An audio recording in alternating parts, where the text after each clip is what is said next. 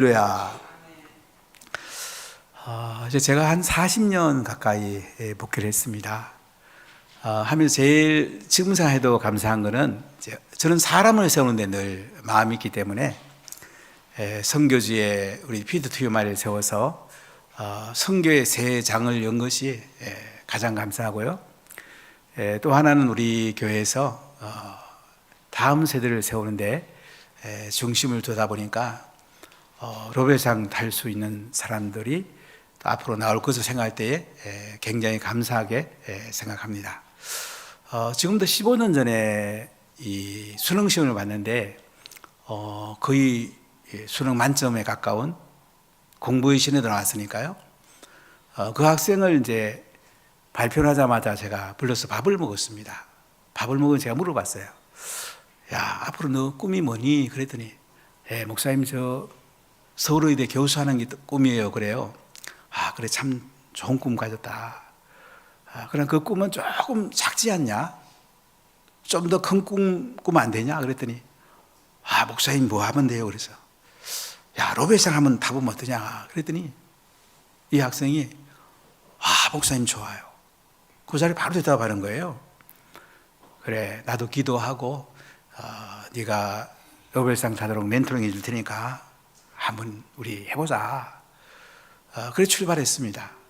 그래서 우리 교회에서 매 학기 장학금도 주고 자주 만나기도 하고 밥도 먹고 또 제가 물어보기도 하고 이제 1학년, 2학년 지나면서 목사님 저 로벨상 타려고 그러면 물리학도 좀 1년 해야 돼요. 그래서 그래 네가 좋으면 한번 해봐라.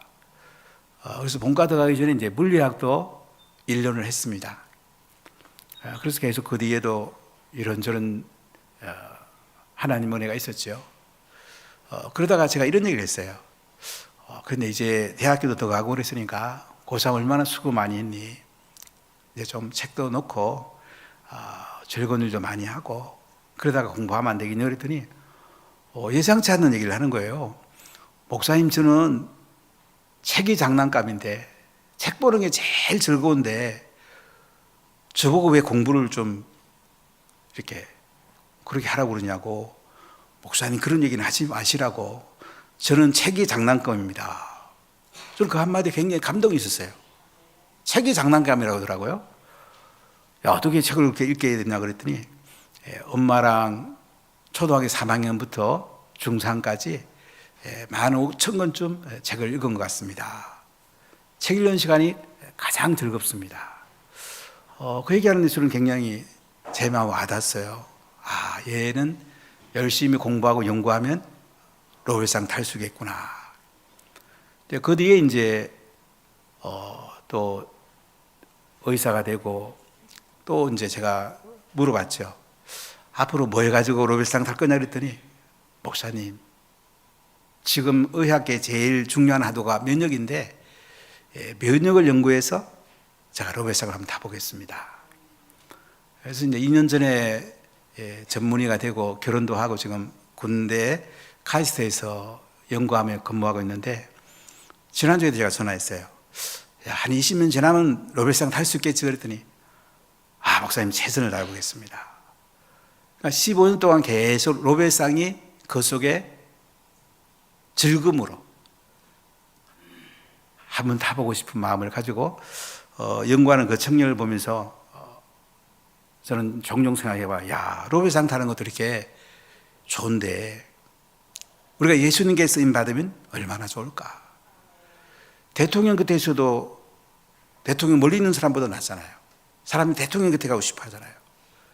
그러니까 우리 주님 만왕의 왕이 되시고 우리 인생의 최고 가치가 되는 그 예수님께 쓰임 받는다면 얼마나 귀하고 얼마나 행복하겠습니까? 영국의 유명한 목사님 스펄전 목사님 제자가 목사님께 와서 이렇게 물었어요. 목사님 소명이 뭡니까? 그래, 소명은 하나님이 준 거지. 소명은 3가지 특징이 있단다. 소명은 내가 가치 있는 것에 투자한다는 그것이 필요해. 병 고치는 것이 정말 중요하다면 의사가 될 것이고 영혼을 구원하는 것이 정말 중요하다면 목사가 되겠지. 가르치는 게 정말 중요하다면 의사가 안 되겠니? 소명을 받으면 너무너무 재미있단다. 너무너무 즐겁단다. 하나님이 주신 소명을 다하면 너무 행복하잖아요. 즐겁잖아요. 저는 가끔 이제 뭐 이력서 쓰질 않지만은 이력서 이렇게 칸에다가 취미란 날이 나와요. 그러면 취미를 뭐라고 쓸까? 전 취미 같거든요. 무취미거든요. 그래 가끔은 목회라고 써볼까? 이런 생각이 종종 있어요. 저는 다시 태어나도 목회하거나 선교하거나 영혼을 구원하고 제자 삼는 것이 저는 가장 즐겁습니다. 그 다음에 스펄전 목사님 또 한 가지 얘기해요. 그리고 하나님이 소명을 주시면 그것이 쉬운 것이란다. 하나님이 은사를 주기 때문에 쉬운 것이란다. 우리가 열린술 행복축제를 하는데 이제 사실 교회 내에는 보통 전도원사인 사람이 10%를 봅니다. 10%. 그러니까 10%는 전도하는 게 너무 재밌어요. 나머지는 이제 그냥 따라가는 거예요.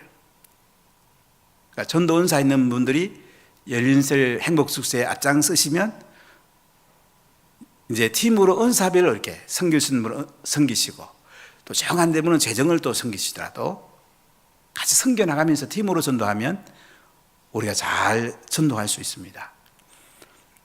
여러분 이 땅에 살면서 하나님 나라에 우리가 쓰임 받는 거 가장 소중하죠. 주님께 쓰임 받는 게 가장 행복한 거예요. 가장 가치 있는 거예요. 예수님께서는 이제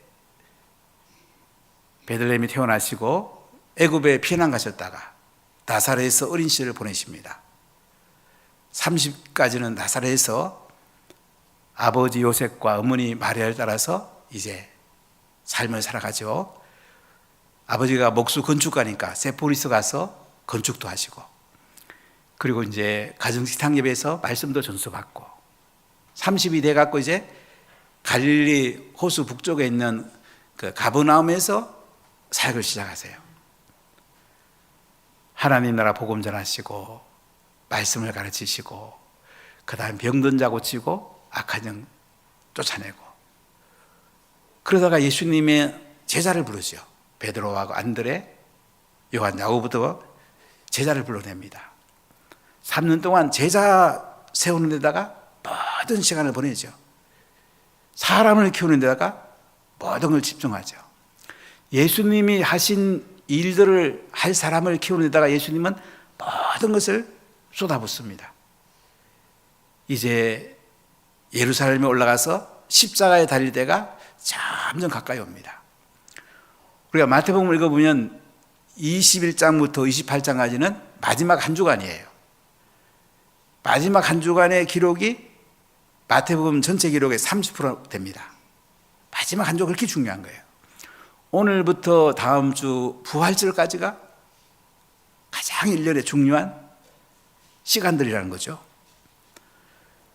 예수님이 이제 마지막 때에 시몬 베드로와 함께 야고보와 함께 제 아들과 함께 두루와 시돈도 방문합니다. 귀신 들린 가나안 여인의 딸도 고쳐줍니다. 그 다음에 갈릴리 남동쪽 이방인 지역에 가서도 병도 고쳐줍니다. 또 가이사랴 빌립보에 가서 이제 제 아들에게 물어요. 사람들이 인자를 누구라고 그러더냐? 엘리야, 예레미야 선지자 중에 하나라고 그럽니다. 야 베드로 너는 나를 누구라 생각하니? 그랬더니 마태복음 16장 16절에 주는 그리스도시요 살아계신 하나님의 아들입니다. 그러니까 예수님이 17절에 대답해요. 바요나 시몬아 네가 복이 있도다. 이를 네게 알게 한 이는 혈육이 아니요 하늘에 계신 내 아버지시니라. 그러니까 우리가 예수님을 아는 것이 제일 큰 복이에요. 나의 구원자 되시고 주님 되시는 예수님을 경험하고 그분의 통치를 받는 것이 가장 큰 복이에요. 하늘의 삶을 사는 거죠. 하늘의 행복을 우리가 누리는 거죠. 그리고 예수님께서는 이제 이때 제자들이 이렇게 말씀해요. 자, 우리 마태복음 16장 21절 같이 한번 읽어볼까요? 이때로부터 예수 그리스도께서 자기가 예루살렘에 올라가 장로들과 대장들과 서기관들에게 많은 고난을 받고 죽임을 당하고 제3일에 살아나야 할 것을 제자들에게 비로소 나타내시니. 지금까지 예수님은 병 고치고 오병이의 기적을 나타내시고 풍랑을 잠잠케 하고 뭐 귀신 쫓아내고 막 대단한 기적이 나타났죠. 그때마다 내가 이 일한 거 알리지 마라. 아직 하나님의 때가 안 됐다. 이제 하나님의 때가 다가오고 오는 거예요. 예루살렘에 올라가셔서 십자가에 죽을 때가 다가오고 오는 거예요. 그래서 예수님은 자신을 드러냅니다. 자신이 누군가 드러냅니다. 자신이 소명이 무엇인지 밝히는 걸 볼 수가 있습니다. 이제 예수님은 가이사랴 빌립보에서 헐몬산에 올라가십니다. 2800m는 높은 산이죠. 한 중턱까지 올라가신 것 같아요. 그랬더니 예수님의 모습이요, 변모가 됐는데 얼마나 빛이 나고 흰지요. 하늘에 있는 모습이 그대로 예수님께 나타난 거예요. 그리고 엘리야하고 모세랑 얘기하고 있습니다. 베드로가 너무 좋아갖고 예수님 초막 셋을 지갖고 예수님 엘리야 모세 하나씩 이렇게 사시면 저희들도 이게 오래오래 살면 안 되겠습니까? 근데 예수님 뭐라고 그래요? 이제 하늘에서 음성이 들려오죠. 이는 내 사랑하는 아들이요 내 기뻐하는 자라. 너희는 저의 말을 들어라.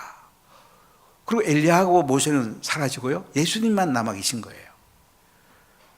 그리고 이제 땅에 내려오니까 9명의 제자가, 어떤 아버지가 귀신 들려갖고 간질병 걸린 아들을 데리고 와서 못 고치는 거야. 예수님은 단박에 꾸짖으시니까 귀신 떠나가고 간질병이 나아요. 저희들은 왜 못 고칩니까? 너희들이 믿음이 없어서 그렇다. 믿음이 있으면 이 산을 명화에 저곳으로 옮겨지라면 옮겨진다. 금식과 기도에는 이런 이유가 나갈 수 없다. 이렇게 말씀하세요.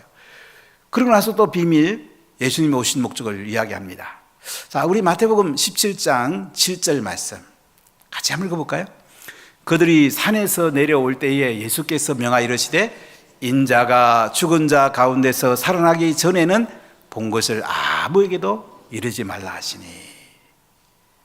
자, 이렇게 예수님께서 이제 예루살렘에 올라가시면 십자가에 돌아가셔야 된다는 것을 말씀을 해요. 이제 예수님께서는 또 갈릴리에서 한 번 더 제자들에게 또 말씀을 합니다. 자, 우리 마태복음 17장 22절 읽어볼게요. 갈릴리에 모일 때에 예수께서 제자들에게 가르치시되 인자가 장차 사람들의 손에 넘겨져 죽임을 당하고 제3일에 살아나리라 하시니 제자들이 매우 근심하더라. 이렇게 예수님은요, 십자가에 죽으시고 3일 만에 부활할 것을 제자들이 이야기합니다. 이제 예수님께서는 예루살렘에 올라가려고 제자들을 데리고 갈릴리를 떠나게 됩니다. 이제 가시다가 또 예수님이 또 말씀을 해요. 자, 우리 마태복음 20장 17절부터 19절까지 같이 한번 읽어볼게요. 예수께서 예루살렘으로 올라가려 하실 때에 12 제자를 따로 데리시고 길에서 이르시되 보라 우리가 예루살렘으로 올라가노니 인자가 대장들과 서기관들에게 넘겨지매 그들이 죽이기로 결의하고 이방인들에게 넘겨주어 그를 조롱하며 채찍질하며 십자가에 못 박게 할 것이나 제3일에 살아나리라. 아멘. 4번이나 예수님이 예루살렘에 올라가시면 장로들과 대장들과 서기관들에게 이제 죽임을 당할 거다. 십자가에 못 박아 죽임 당한다. 그러나 3일 만에 살아난다. 이 얘기를 말씀합니다. 이거 예수님이 이 땅에 오신 이유잖아요. 3년 동안 복음 전하고 제자 삼는 거 실제 보여주시고 병 고쳐주시고 먹어주시고 이렇게 해주시고는 이제 예루살렘에 가셔서 십자가에 못 박아 죽임 당하시고 다 이루었다. 죄값을 다 갚았다. 그리고 3일 만에 부활하셔서 우리의 구세주가 되시고 우리의 주님이 될 것을 예수님이 사랑하는 제자들에게 알려주고 있어요. 사랑하는 여러분, 이 예수님 오신 목적. 자, 우리도 이 온 목적이 있을 거 아니에요. 예수님은 하나님께 쓰임받는 것이 가장 중요했습니다. 하나님의 뜻에 순종하는 게 가장 중요했어요. 우리도 예수님 뜻에 순종해야 안 되겠습니까? 예수님께 쓰임받아야 안 되겠습니까? 우리 주님께 쓰임받는 사람이 가장 행복합니다. 할렐루야. 자, 우리가 어떻게 하면 가장 행복한 삶을 살까요? 첫 번째, 왕이신 예수님께 쓰임받으면 최고 행복해집니다. 할렐루야. 예수님 왕이세요.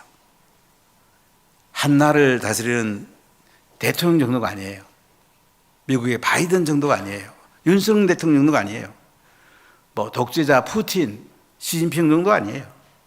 그분은 온 우주를 다스리시고 우리가 죽은 뒤에도 영원한 나라를 다스리는 왕 중의 왕이시란 말이죠. 그 왕이신 예수님께 쓰임받으면 최고 행복해집니다. 여러분 누구한테 쓰임받고 싶으세요? 이번에 4월 10일 총선에도 국회의원 서로 되려고 얼마나 지금 야단입니까? 좀 안타까운 것은 우리가 정말 기도해야 됩니다. 종북주의자들, 김일성 주체장 지지하는 사람들, 통진당, 진보당, 이 사람들 정말 들어오면 안 됩니다. 정말 여러분 기도해야 됩니다. 동성애 지지하는 사람 국회의원 되면 안 돼요. 이슬람을 찬양하는 사람 국회의원 되면 되겠습니까? 이단들을 인정하는 사람 국회의원 되면 안 되잖아요. 정말 기도해야 돼요. 지금 이번 국회의원 선거가 굉장히 위기입니다. 대한민국이 사느냐 안 사느냐.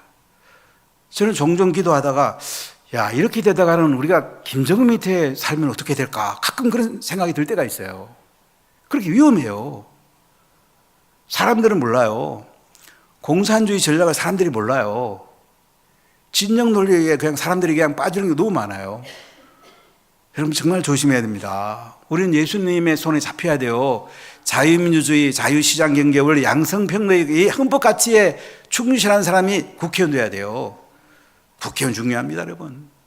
대통령 중요하지만 국회의원, 대법원장, 헌법재판소장, 선거관리위원장 정말 중요한 위치들이에요. 인권위원장. 그 육부가 얼마나 중요합니까?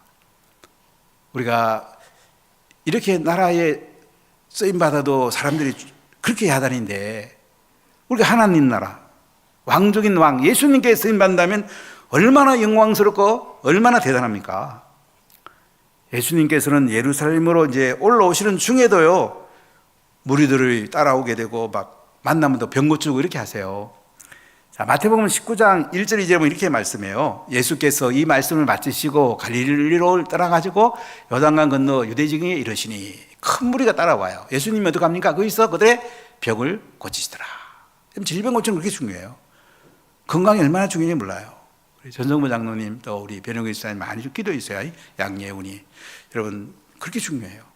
예수님이 마지막 예루살렘에 죽으러 올라가면서도 무리 중에 병든 사람은 고쳐주고 있는 걸 볼 수 있어요. 그 중에 어떤 사람은 부자 청년에 와서 어떻게 하면 영생 얻겠습니까? 또 야고보와 요한의 어머니는 예수님 나라 임할 때 하나는 오른쪽 왼쪽에 앉게 해달라고 막 하고 이래요. 다 인간적 생각하고 있잖아요. 이제 예수님이 예루까지 올라오십니다. 그랬더니 소경 두 사람이 예수님께 와요. 예수님 다 알고 계시죠. 마태복음 20장 12절에 33절에 보면요, 예수님 머물러서가 그들을 불러요. 너에게 뭐 해주길 원하냐? 예, 주여 우리가 눈뜨기 원합니다. 아 그래? 예수님 불쌍히 여기사 그들의 눈을 만드시니까 곧 보게 되가 그들이 예수를 따르리라. 34절 이렇게 말씀하는 것을 볼 수가 있습니다. 그래서 예수님 눈을 만져갖고 그들을 고쳐주니까 그들이 예수님을 따라서 예루살렘으로 함께 올라가는 걸 볼 수가 있어요.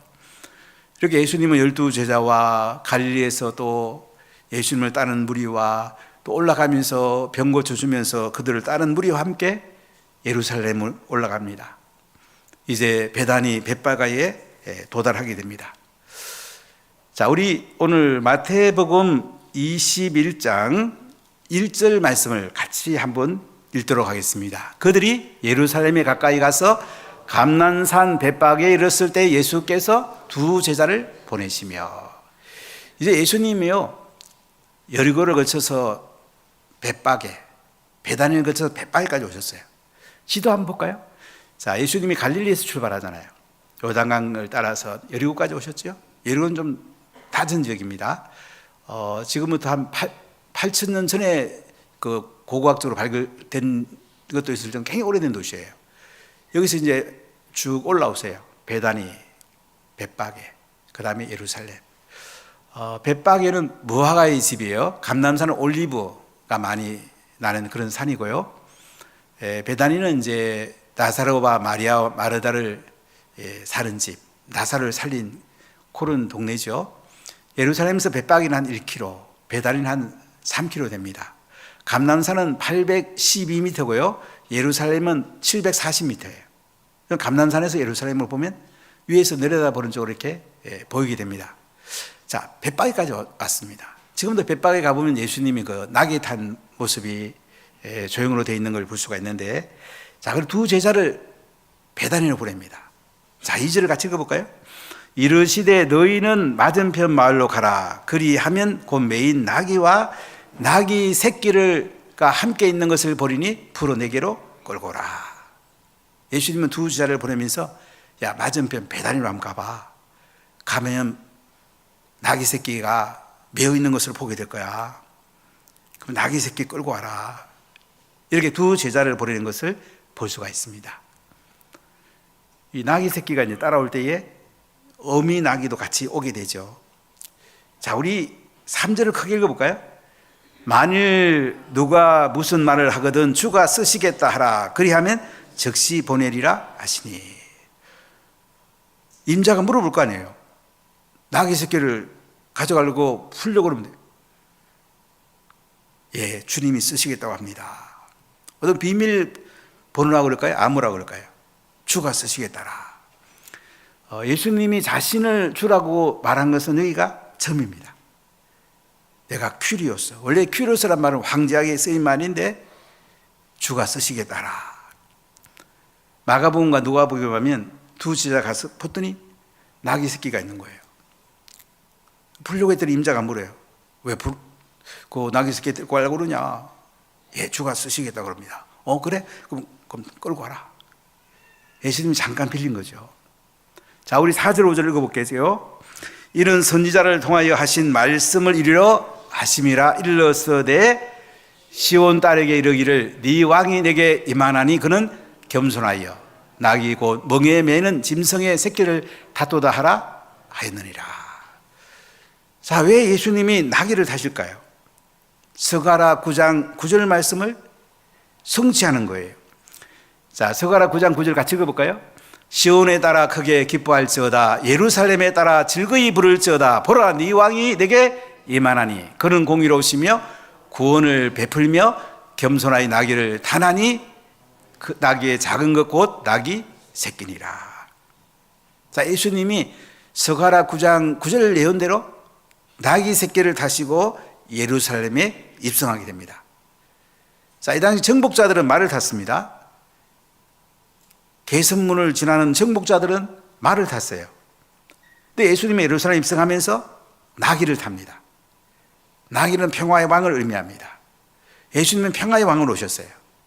우리 죄와 허물과 질병을 짊어지고 십자가에 대신 죽으시고 하나님과 우리 관계를 평화롭게 하고 사람과 사람 관계를 평화롭게 하는 평화의 왕으로 예수님이 예루살렘에 입성하는 걸 볼 수 있어요.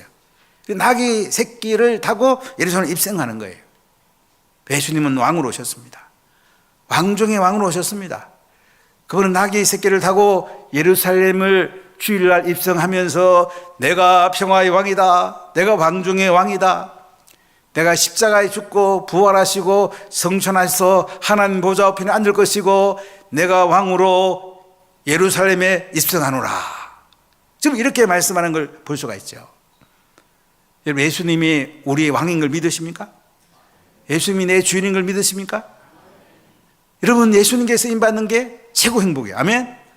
예수님께 쓰임받는 거 더 좋은 게 되겠어요. 이 나귀 새끼 한 마리도 예수님께 쓰임받잖아요. 얼마나 좋았겠어요. 나귀 새끼는 잘 쓰임받으면 솔로몬이 이제 왕으로 세워질 때에 다윗이 기온샘에서 나귀를 타고 오게 해요. 다윗의 언약이 성취됩니다. 다윗도 압살롬의 반람으로 예루살렘을 떠날 때 나귀를 타고 떠나요. 평정이 될 때 다시 나귀를 타고 돌아옵니다. 다윗의 언약이 예수님을 통해서 성취하는 걸 볼 수가 있어요. 예수님은 다윗의 후손으로 오셨습니다. 그분은 왕 중의 왕으로 오셨습니다. 그럼 왕이신 예수님께 쓰임받으면 최고 행복하게 될 줄로 믿습니다.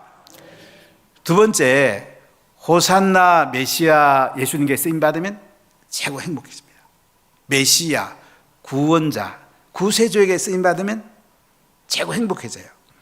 자, 여러분 6절 같이 읽어볼까요? 제자들이 가서 예수께서 명하신 대로 하여 7절 나귀와 나귀 새끼를 끌고 와서 자기들의 겉옷을 그 위에 얹음에 예수께서 그 위에 타시니. 제자들이 이제 베다니에 가보니까 나귀 새끼가 있는 거야. 임자의 허락하에 이제 끌고 옵니다. 그러더니 예수님이 어떻게 해요?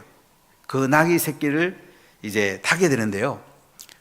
그 새끼 안장으로 이제 지사들이 겉옷을 그 위에 펴요. 예수님이 타시는 걸 볼 수가 있죠.